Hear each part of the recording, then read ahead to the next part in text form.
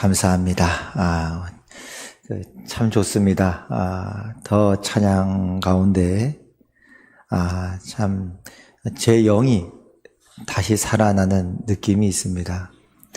내가 이래서 옛날에 참 그랬었구나, 생각이 들 정도로, 찬양 가운데, 예배 가운데, 하나님의 또 임재와 하나님의 영광이 충만하게 임하고, 또 우리가 하나님의 말씀을 알면서 그 가운데 더 우리가 마음으로 가슴으로 하나님의 임재 가운데 거하는 그런 교회 또 여러분 되시기를 주의 이름으로 축복합니다. 오늘 방금 읽었던 이 말씀은 이제 우리가 구역 공과 본문을 올해나 하지 않습니까? 구역 공과 본문을 딱 피는데 처음엔 좀 당황스러웠어요. 여기서 어떤 메시지를 하나님 주실까? 어떤 메시지를 얻을 수 있을까? 읽기도 어려운 사람들 이름이 가득하니 말이죠. 이게 뭔가, 왜 구역공과에서는 그 많은 본문 중에 이 본문을 택했을까? 이런 생각이 순간 들었습니다. 그래서 이 말씀을 이렇게 보는데요. 쭉 보죠. 공과 본문 뭐 옆에 해설은 안 봅니다. 예전부터도 큐티 할 때도 그걸 옛날에도 30년에도 그 훈련을 했었어요. 큐티 할 때도 본문을 하나님 앞에 묵상해서 나를 향한 메시지를 듣는 것이고, 옆에 있는 해설집은 참고용으로 혹시 내가 주관적으로 말씀을 해석하다 보니까 잘못할까봐 참고용으로 보는 것이지, 남의 해석들을 그거 못하러 큐티를 합니까? 본문이야. 이 말씀을 통해 지금 나에게 하시는 말씀이 무엇인가? 그걸 듣는 거 아니겠습니까? 그러니까 이제 큐티 우리가 구역 공과 할 때도 옆에 해설은 구역장님 보고 할 때는 보지만은 설교할 때는 안 봅니다. 먼저 안 보고 제가 그 본문에서 하나님의 음성을 듣는 것이죠. 그걸 함께 훈련하는 거고, 여러분이 함께 그 말씀을 보는 능력을, 그 훈련을 가지도록 하기 위해서 올해 이런 체계를 가는 것이죠. 어쨌거나 이제 처음 보는데, 본문을 보는데 막연했던 거예요. 뭘 본문 가지고 내가 메시지를 하면 얻을 수 있을까 그랬는데, 순간 하나님 그런 말씀을 주십니다. 찬양이 너무 중요하다. 찬양하는 하나님을 높여 찬양하라. 이 메시지가 제 마음에 딱 와닿습니다. 다윗은 지금 하나님의 임재를 상징하는 법궤, 그 법궤를 이제 예루살렘으로 옮기려고 하고 있어요. 그랬는데 이제 그 옮기는 과정 가운데 다윗이 했던 게 뭐냐? 그냥 법궤를 옮기면 되는데 찬양대를 조직했다. 하나님의 임재를 상징하는 그 법궤를 조심스럽게 옮기면서도 하나님이 계시는 곳을 상징하는 거니까요. 하나님 그 주위에서 뭘 하겠습니까? 찬양대를 조직했다는 거예요. 그러고 보니까 다윗 자체가 찬양의 사람이요, 노래하는 시인이었습니다. 여러분, 다윗의 인생에서 시편을 빼면 무엇이 남을 수 있을까 싶을 정도죠. 그는 찬양의 사람이었어요. 어린 목동 때에도 밤새 양을 치면서 그는 천지 만물을 보며 하나님을 찬양했던 기도의 사람이요, 찬양의 사람이었어요. 늘 하나님의 임재 가운데 거했던 삶 속에서도 말이죠. 오늘 다윗이 행할 일이 뭔가 이렇게 보니까요, 16절부터 제가 그냥 해석만 말씀드리겠습니다. 워낙 사람 이름 복잡하고 하니까요. 16절 내용은 다윗이 찬양대를 조직했는데, 찬양대를 조직하면서 악기를 연주하게 했고 또 큰 소리로 하나님을 찬송케 했다. 그 내용입니다. 이 비파라고 하는 건 현악기인데요. 요즘으로 굳이 따지면 이제 기타. 수금도 현악기인데요. 수금은 뭐 손으로 뜯기도 하고 채로 치기도 했습니다. 그러니까 요즘으로 하면 뭐 기타일 수도 있고 바이올린일 수도 있겠죠. 수금. 재금이라고 하는 건 심벌주인데요. 하여튼 그런 악기들을 동원해서 찬양대를 조직했다는 거예요. 17절 내용은 이런 내용입니다. 해만이라고 하는 사람은 찬양대 지휘자였고, 아삽이라고 하는 사람은 우편에서 보조지휘를 하였고, 에단이라고 하는 사람은 좌편에서 보조지휘를 하였다. 그렇게 지휘하면서 찬양대를 조직했다는 거예요. 그러니까 우리 화평교회도 참 전통적으로 찬양의 은사가 참 많은 교회죠. 그렇죠? 그 참 감사한 일입니다. 예전부터 그랬죠. 참 감사하고요. 우리 화평교회 찬양대는 옛날부터 잘했어요, 못했어요? 옛날부터도 잘했다는 소식 들었어요. 30년 전부터도. 그때 제가 테너였다는 말은 미처 하지는 않겠습니다. 저는 입만 뻥긋뻥긋했고, 그때도 하여튼 화평교회 찬양대면 잘했다는 거 그때 그랬었죠. 30년 전부터. 그런 전통을 갖고 있습니다. 또 18절 내용은 이런 내용입니다. 첫 번째 말고 두 번째 서열에 사람들이 또 찬양대들이 있는데 모두 14명의 사람들이 있다는 거예요. 그 중에 오벳 에돔이라고 하는 사람, 좀 익숙한 사람 같죠? 여호와의 궤를 3개월 동안 지켰던 자인데 그 오벳 에돔이 찬양대에도 합류하게 되어집니다. 그리고 이제 19절부터는 좀 더 세분화돼서 찬양대 조직을 더 자세히 설명하고 있는데요. 19절에 보면 방금 말씀드렸듯이 헤만과 아삽과 에단이라는 지휘자들은 심벌주로 전체를 지휘했다는 겁니다. 그러니까 요즘은 지휘자가 뭘로 지휘합니까? 지휘봉으로 하잖아요. 이때는 이제 찬양대가 쭉 걸어가면서 하니까 아마 심벌주를 탁 치면서 요즘 말로 하면 그래 지휘를 했던 것 같아요. 20절에는 8명의 사람이 등장하는데 알라못 방식으로 이제 20절에 보니까 알라못 방식으로 이제 비파를 연주했다는 얘기인데 알라못은 뭐냐면 젊은 여인을 뜻합니다. 요즘으로 하면 소프라노 음으로 기타를 연주했던 사람 8명이 있어요. 기타를 막 치는데 소프라노 음으로 8명이 연주합니다. 21절에는 6명의 사람이 나오는데요. 8번째 음에 맞추어서 수금을 탔다 이렇게 나옵니다. 8번째 음은 뭐냐면 요즘으로 하면 베이스 음입니다. 그러니까 6명의 사람은 베이스 기타를 쳤다는 거예요. 그렇게 찬양대를 조직했다는 것이고요. 22절에는 이제 그나나라는 사람은 노래를 인도했다 나오는데요. 노래를 인도했다라고 할 수도 있고 노래라고 하는 히브리 원어에는 목청을 높여 말하다라는 뜻도 있고 무거운 짐을 들어 올리거나 옮긴다라는 뜻도 있습니다. 그래서 이렇게 해석하기도 합니다. 옮기는 레위인의 두목 그나나는 익숙함으로 옮기는 일을 가르쳤다. 뭐 어쨌거나 노래를 인도했던 아니면 찬양대가 찬양할 때 옆에서 뭐 물건을 들어서 옮기는 일을 했던 모든 사람들이 합력해서 법궤를 올리는데 그 옮기는 과정 가운데 중요한 건 뭐냐면 찬양대를 조직해서 하나님을 찬양케 했다는 것이에요. 그 외 나머지 절에는 뭐 법궤를 지키는 사람도 있겠죠. 함부로 법궤는 가까이 하면 안 되니까요. 또 법궤 이동하는 앞에서 제사장들이 앞에서 법궤 앞에서 나팔을 불면서 이동하는 그런 내용들을 오늘 말씀이 우리에게 이야기해 주고 있습니다.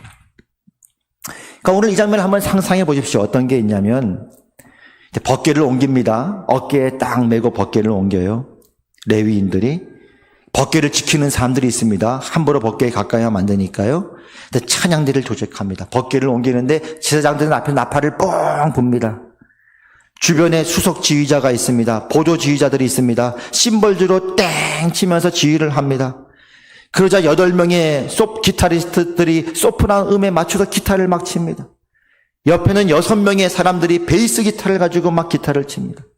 그러면서 큰 소리로 찬양하면서 예루살렘을 향해 법궤를 들고 옮기는 이 장면을 한번 생각해 볼 수 있습니다. 이와 같이 다윗은 법궤를 옮기는 과정에서도 찬양대를 조직해서 찬양하게 했을 뿐 아니라 본인 스스로도 막 춤추며 뛰놉니다. 오늘 본문에 안 읽었지만요. 나중에 그 안에 미갈이 보고 업신여길 정도로 체면불구하고 왕의 체면불구하고 춤추면서 막 하나님을 찬양하는 찬양의 사람이었고 예배의 사람이었다.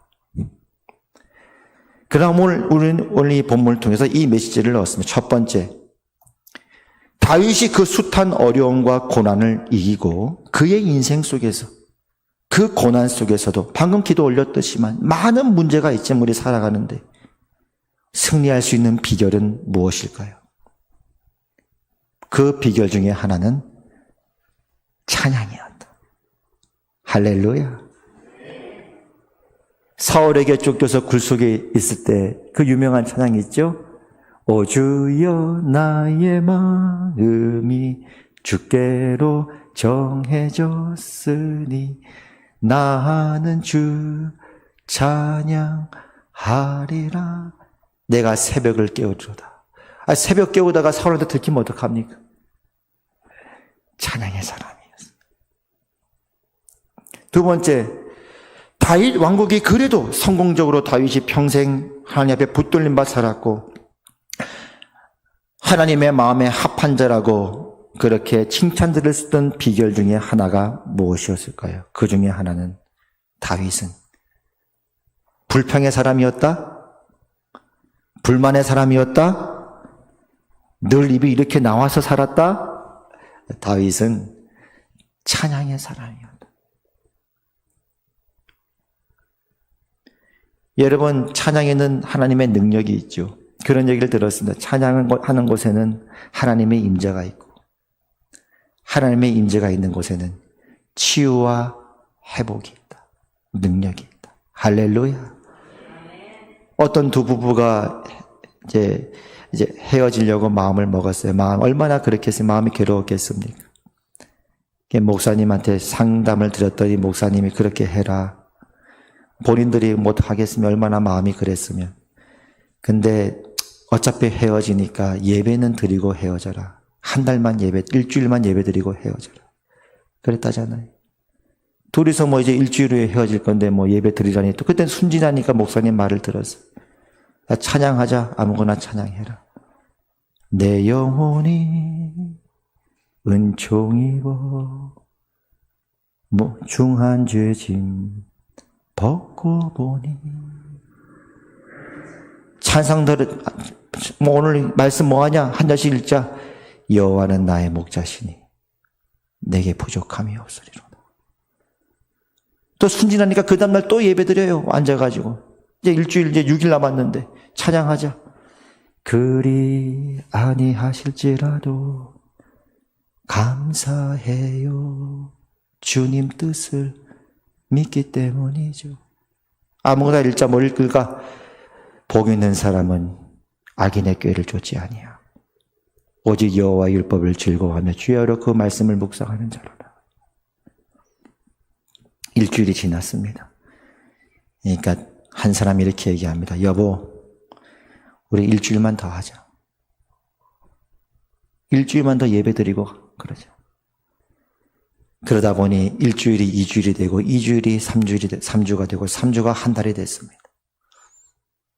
어떻게 됐을까요? 원베리 선교사님이라고 있죠? 옛날 청소년 사에게 아주 귀한 쓰임받았던 분인데 어떤 사람이 다리가 다쳤어요. 기부스를 하고 변문안을 갔습니다. 그날따라 하나님이 예배의 영을 주셨대요. 그러니까 이분이 뭐 다른 건 안 하고 기도는 안 하고 그냥 예배의 영을 막 부으셨기 때문에 그 깁스 다리 붙잡고는 예배를 드렸대요. 예배를 드리는데 그 다리가 나았더랍니다. 예배가 있는 곳에, 찬양이 있는 곳에 하나님의 임재가 있고 하나님의 임재가 있는 곳에 능력이 있고 치유와 회복이 있는 것입니다. 하영주 목사님이 한번 병문안을 갔더랍니다. 너무 심한 병이었대요. 근데 가가지고 근데 그날따라 또 예배영을 부어주신 하영주 목사님이 다른 건 안 하시고 그 사람 앞에서 찬양을 드렸대요. 내 영혼이 은총 입어 중한 죄짐 벗고 보니. 나중에 신방 끝났는데 그 환우가 나았다는 소식을 들어요. 할렐루야. 여러분, 찬양에는 능력이 있습니다. 하나님의 임재가 있습니다. 거기 말로 할 수 없는 하나님의 능력, 거부할 수 없는 하나님의 능력. 그래서 젊은 애들이 가장 좋아하는 것 중에 하나가 찬양인데요. 그냥 노래가 좋아서 이런 차원이 아니죠. 하나님의 임재를 아이들은 가슴으로 느끼니까. 우리 젊은 자녀들이 찬양에 대한 그 목마름은 상상을 초월합니다.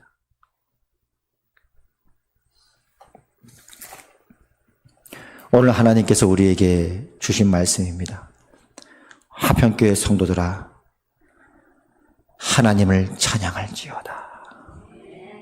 목소리로 악기로 하나님을 찬양할지어다. 물론 우리 교회는 그게 앞서 나갔던 교회, 전통을 또 얘기합니다. 그런 교회. 왜냐하면 찬양대뿐만 아니라요. 여러분 기억나십니까? 90년대 때 그때 막 이제 한국교회 찬양이라고 하는 개념이 도입이 됐어요. 그래서 그전엔 준비 찬송합시다 하고 그냥 한두 장 하다가 예배를 드렸는데 찬송이 준비가 어딨냐. 찬송 자체가 예배인데. 그래서 예배와 찬양이라는 개념이 들어오기 시작했을 때 이제 막 OHP라는 게 등장했어요. 그래가지고 OHP 가지고 보면서 예배와 찬양 가운데 열린 예배가 도입될 때가 90년대였거든요. 중반이었어요. 그때 우리 화평교회 오후 예배가 열린 예배였습니다. 기억하십니까, 여러분? 고천범 목사님? 그때 OHP 담당이 누군지 아십니까? 제가 그때도 그랬어요. 야, 우리 화평교회 참 깨어있구나. 원로 목사님이 참 깨어있구나.